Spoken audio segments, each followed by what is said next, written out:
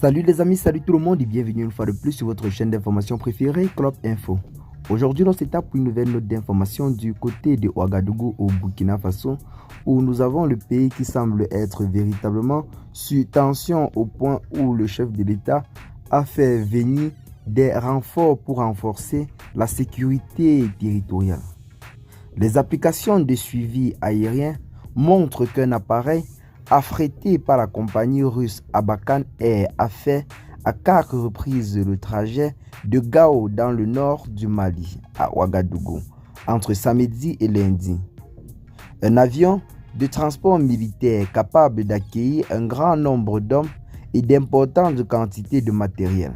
Le même appareil a ensuite fait plusieurs rotations entre Bamako et Ouagadougou lundi et hier mardi. Selon les informations recoupées par RFI auprès de plusieurs sources sécuritaires de pays de l'Alliance des États du Sahel, 80 à 120 hommes des militaires maliens et des militaires du groupe russe Wagner désormais intégrés au corps africain géré par les services extérieurs russes sont ainsi arrivés et se trouvent toujours dans la capitale burkinabé. Leur mission: appuyer le président de la transition, le capitaine Ibrahim Traoré, dont le pouvoir est présenté comme étant véritablement vacillant ces derniers temps, vu les nombreuses tentatives de coup d'État et les menaces proches de la présidence.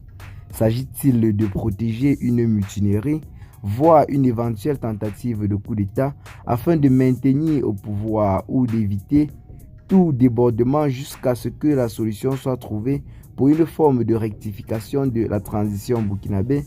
L'expression avait déjà été utilisée par les autorités militaires du Mali en mai 2021, après le second putsch dirigé par le colonel Assimi Goïta contre le président et le premier ministre de la transition de l'époque, après une tentative de remaniement ministériel. Certaines sources assurent que ces hommes ont pour vocation à se rendre du côté de Dori, non loin de Massila, d'où le mouvement de contestation serait parti après le massacre commis par le GNIM la semaine dernière.